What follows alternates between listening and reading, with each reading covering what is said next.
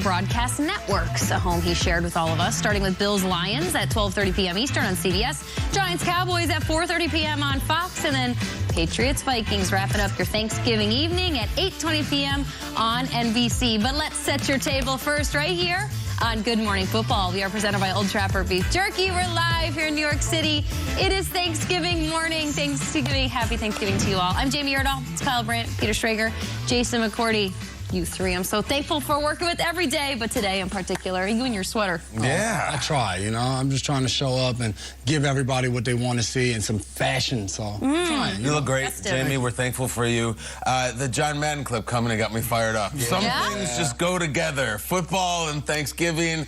And Peter Schrager, Good Morning Football. I got to tell you, I'm so grateful for all of the fine folks who work on the show and the three of you. We're having a great time together, and honestly, there's no place I'd rather be than right here on NFL Network, bringing football to you. There's a massive, massive pie over Peter's shoulder. Go to Peter. Look at it.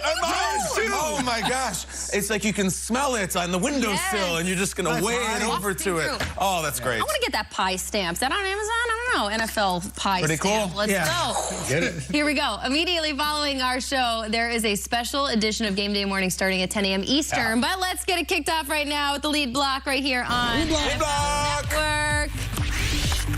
The Hobnobble Gobble is supposed to be a charity event that took place in Detroit. They're supposed to have a very luxurious 5 days to prepare for their Thanksgiving Day game that they will host at Ford Field. They had to host one on Sunday between the Browns and the Bills, then turn it around for a game today at home, Lions, Bills. Stacey Dales is there at Ford Field. Stacey, let's get started with the home team. The mood's got to be pretty festive around the Lions facility, no? Oh, absolutely. Good morning. Happy Thanksgiving to you guys, Jamie and company, and everybody out there. The energy in this Lions facility, guys, it's really off the charts. Obviously, they've won 3 in a row. This game is sold out. You can't get a ticket. They're expecting the second largest crowd ever in Lions franchise history. The last being, of course, in 2011. It was a Monday Night Football game against the Bears. But it's going to be packed, and it's because of how hot they are with this record. And Taylor Decker told me we are giddy with excitement to build on this 3-game winning streak. He said, you know, this is about as big a challenge you could have on the national stage, and why wouldn't you want to show who you are and who you're becoming? And Aleem McNeil from the defense, guys, he told me the confidence, it is growing and it is soaring every week. He said it's actually unexplainable, the feeling in the building. They're playing every game like it's a Super Bowl, and we're going to see that today against the Buffalo Bills team. They know this is a huge stage, you guys, and they're ready to showcase what they've built here, especially in the last 3 weeks. It's really exciting, and Stacey, I speak for all of us that we're so thrilled to see you on Thanksgiving again from Ford Field, delivering the facts as you always do, as they do sound check behind you. You are the best. Happy Thanksgiving to you. And I know you want to get to the Bills. It's just the best, Stacey. Every single year, you just absolutely nail it. The Bills, snowmobiles, snowshoes, a man named Squirrel. It's been one hell of a week for Buffalo. How is the team dealing with all the chaos of going back to Detroit now on a short week? Yeah, how are the emotions, Kyle, going to be? I mean, you said it. It's been one hell of a week, one hell of a journey. You know, Ken Dorsey, the offensive coordinator, called it a whirlwind this week. You think about last week, right? They lose several players, over a handful of players, to the flu, and then they get the biggest snowstorm in the history in terms of weather that we've seen in Buffalo. And they're displaced. They didn't think they would actually play the game against the Cleveland Browns, but they did, and it was here at Ford Field. So they go back to Buffalo. Now they're back here within 4 days. And Devin Singletary, I talked to him this week. He told me organized chaos, but something that galvanized the team. At this stage in the season, he said, what happened and what has transpired over the last 7-8 days has brought us closer together because we needed everybody, the entire organization, and they'll be ready to roll today. But how will those emotions and the exhaustion of the last really week and a half affect them against, again, a really hungry Detroit team who is looking for 4 in a row? Guys, I'm going to tell you this.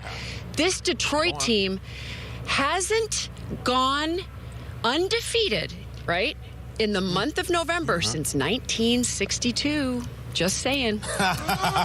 Let's go. Something about the 60s and Lions football on Thanksgiving. It's a beautiful thing being delivered by Really Stacey is. Dills. Yep. Thank you, Stacey. We'll talk to you many more times this morning. Know it. We appreciate your efforts. Well, in all of that chaos, Josh Allen still found time to stop by Kyle Brandt's basement, his friend, his buddy, and they wanted to talk about someone that he's going to have to keep his eye on or maybe escape from later today.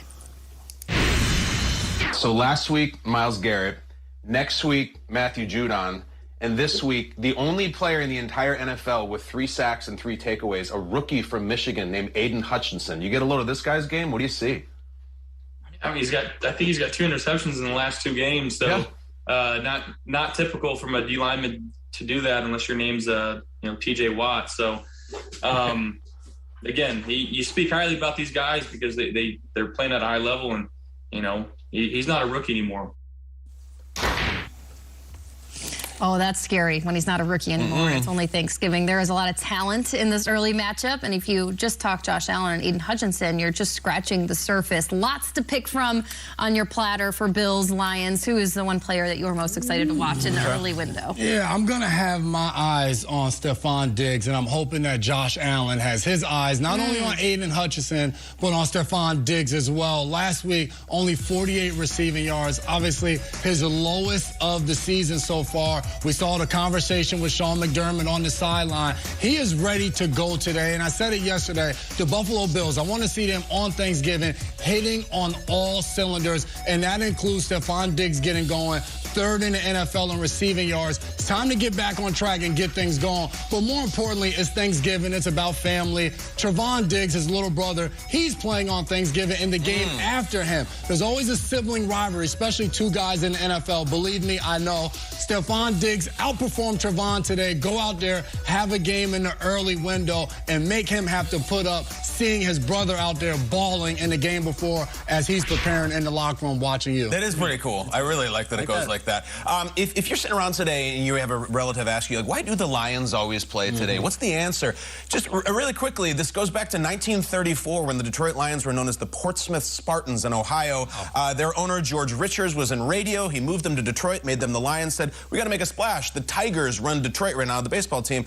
And he got in bed with NBC Radio, and they had 94 radio stations that broadcast the game all around the country, and they just became the Thanksgiving team. Unfortunately, I don't think George Richards had a vision that they would usually lose and have really bad quarterbacks, but not this year. The Lions on Thanksgiving are like turkey. We just have it every year, even though it's never good. This year, it's actually really good. And guys, let's just take a look back at the quarterbacks that we have sat down through our entire life. Here we go.